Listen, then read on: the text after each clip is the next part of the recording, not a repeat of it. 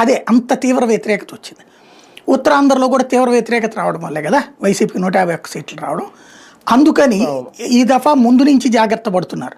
అందుకే రాయలసీమకు బనకచర్ల తెస్తాను, రాయలసీమను సస్యశ్యామలం చేస్తాను అని చెప్పి ప్రత్యేకంగా శ్రీశైలంకి వెళ్ళి నీళ్ళు వదలడం, లేకపోతే ఇదేది హందిరినేవాకి నీళ్ళు వదలడం, ఇవన్నీ కొత్తదేం కాదు. ప్రతి ఏడాది నీళ్ళు వదులుతూనే ఉంటారు.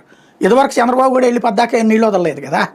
ఈ దఫా ఎందుకు వదులుతున్నారు చూసావు, నేను రాయలసీమ నీళ్ళ కోసం చూస్తున్నాను, రాయలసీమకి నీళ్ళు తెప్పిస్తున్నాను, ఒక ఫీలింగ్ క్రియేట్ చేయటం. అక్కడ బనకచర్ల తేబోతున్నాను, అక్కడ ఈవెన్ గొడవ పడుతున్నా నేను చేస్తున్నాను, కేంద్రంలో మనం ఉన్నాం కాబట్టి చేస్తున్నాం, ఇది ఒక బిల్డప్ క్రియేట్ చేయటం. ఇటు రేవంత్కి తెలుసు కట్టలేరు వీళ్ళు అనేది. ఎందుకంటే 80,000 కోట్లు ఇవాళ అంచనా, డిపిఆర్ లేదు, పాడు లేదు ప్రాజెక్టుకి సంబంధించి. అదంతా సెటిరేట్ అయ్యి అంతా అయ్యేటప్పుడు 2-3 ఏళ్ళు పడుతుంది. ఈలోపు ప్రభుత్వాలు ఉంటాయా? ఒకవేళ ఉన్నా ఇప్పుడు 80,000 అంటే ఆ టైంకి 1,00,000 కోట్లు, కన్స్ట్రక్షన్ పూర్తయ్యాడు 2 లక్షల కోట్లు. ఇప్పుడు కాళేశ్వరం ఎందుకు ఆశించినంత ప్రయోజనం చేకూరలేదు? ఇక్కడ రాజశేఖర్ రెడ్డి ఏమో పోలవరం కాలువలు కట్టి పోలవరం పూర్తి చేయాల, అందువల్ల నీళ్లు రాల. తర్వాత దాంట్లో పట్టిసీమ నీళ్ళను పోసి చంద్రబాబు నాయుడు కొంత వినియోగించుకున్నాడు.